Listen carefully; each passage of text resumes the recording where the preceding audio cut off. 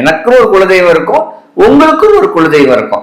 அந்த குலதெய்வத்தையும் உங்க வீட்டுக்கு அருகாமையில் இருக்க வேண்டிய ஒரு விநாயகர் கோயிலோ, முருகன் கோவிலோ, அம்மன் கோயிலையோ முறையான வழிபாடுகள் ஒரு 11 வாரம் இல்ல 48 நாட்கள் அந்த கோயில்களுக்கு போய் சாமி கும்பிட்டுட்டு வந்தாலே போதும். உங்க நோய் போச்சு, உங்க கடன் போச்சு, உங்க கஷ்டம் போச்சு.